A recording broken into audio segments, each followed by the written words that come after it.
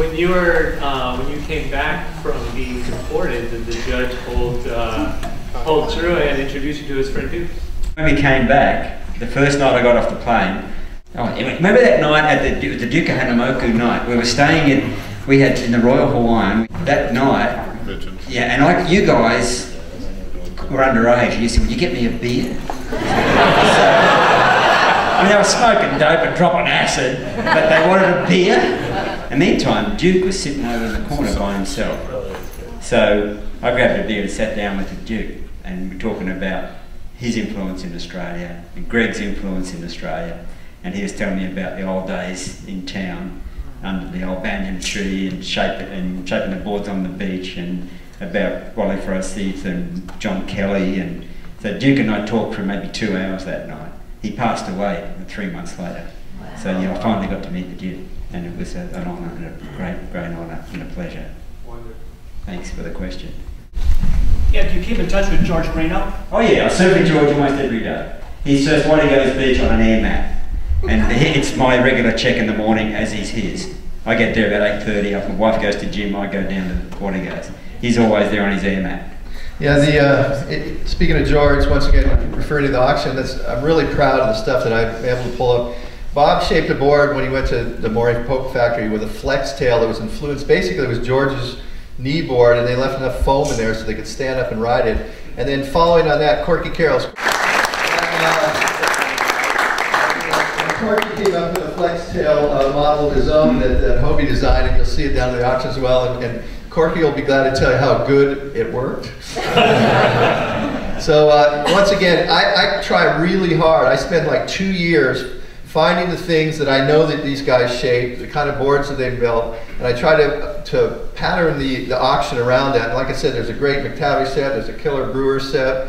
Greg's got some great boards in the auction. And so the people you see here tonight and the people you're going to meet down in the auction, Corky, we've got 4 boards of Corky's that are really great. So I'm really stoked that the guys come and support the auction. Once again, the auction is a fundraiser for the Outrigger Duke Kahanamoku Foundation, the scholarship fund. A quick little story on that. Last auction, we gave $10,000 scholarship to this one kid who was going to the University of Hawaii. And we had a luncheon and we presented him that $10,000 scholarship, and he said, "You know, Randy," he said, "I thought I was going to have to flip burgers to go to school." He says, "Now I get to go surfing." I got a question for Greg. How many boards did you take to Australia with you? It looked like there was a lot in the movie in '56, and who made the board? I think there was 5 or 6 of us took boards. Tommy Zahn, Mike Bright. I took a couple, probably 5 or 6, and then we left those boards. We left them down there. And when we got back, there was a couple of the guys that made boards down there that were making the Akanu, or not the Akanuis, but the longboards were writing back for sources on balsa wood and templates and stuff like that.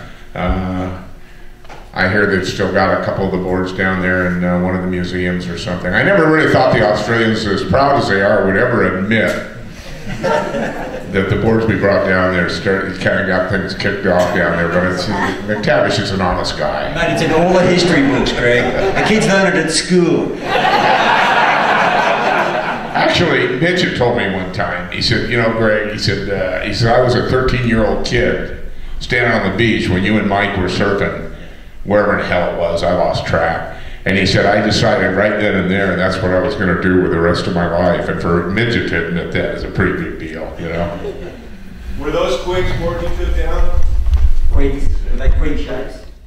They were basically the Joe Quigg, Matt Kibblin style, the Aussie style boards, referred to as Malibu boards. And today when you go to Australia, I think you guys still call Mals, they call them Mals, you know. When I went down there to Noosa, we brought a bunch of guys down there and had a great time, and one of the magazines came down and they did an article, and the thing came out, and I was standing by a Woody, and the title on the thing was, "This the man that turned your son into a worthless beach bum?" And they told the story, you know, about the first boards going down there. I wanted to ask Jock a quick question. Many of you, you saw Jock referred to in the film.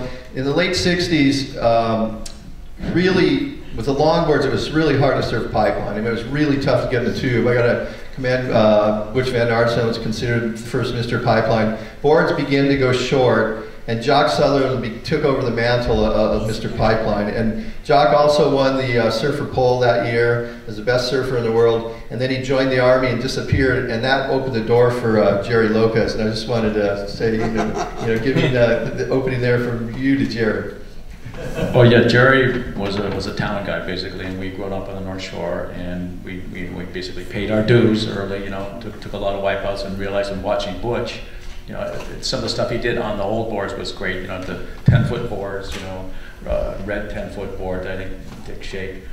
Greg shaped them a couple, but Dick shaped them maybe more. And watching Dick and watching Butch, excuse me, do some of the stuff he did was not hard to imitate, especially switching feet, because riding the longer boards then was tough. If you were a backside, it was easy to not see the wave coming. So imitating Butch, and then when the boards started to get a little bit more streamlined, some of Dick's Pipeliner boards, and maybe 1965 or so around there, the boards started to get more maneuverable. The fins started to get, the Reno influence.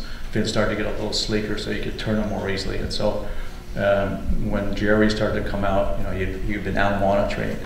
Thank you.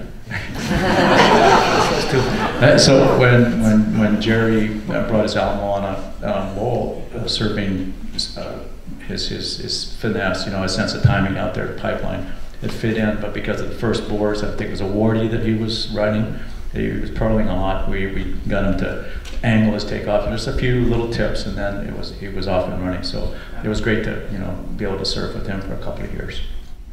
I got to blow the whistle on Jock.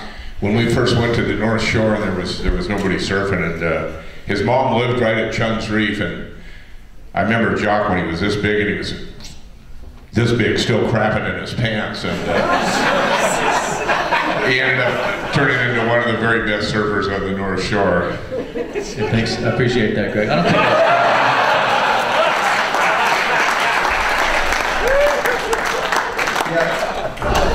think Mom used to enjoy feeding these guys lunches because my dad, Mom's husband, came from the Pete Peterson, Tom Zahn era, and these were the guys that I looked up to when they're first coming over from Macau. I don't think I was crapping in my pants.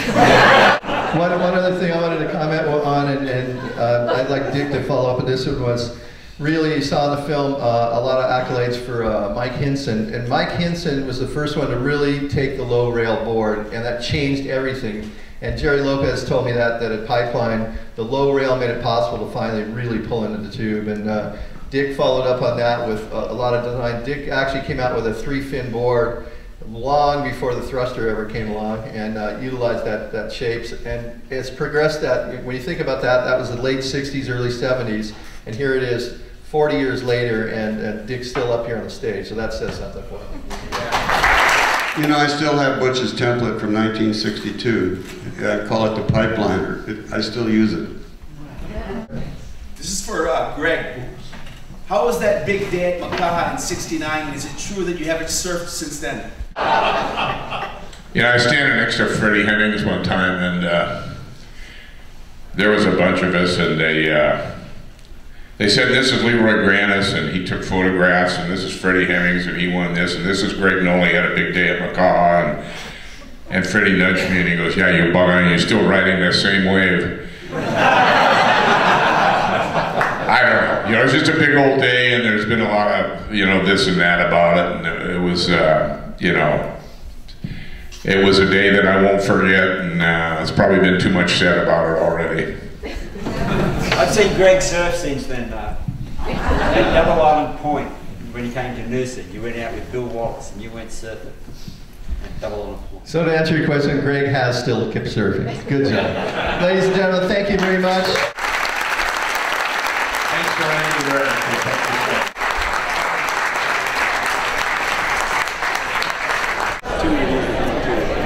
Which one of you guys made it to Maui for Jimi Hendrix? Did what? Maui, Jimi Hendrix.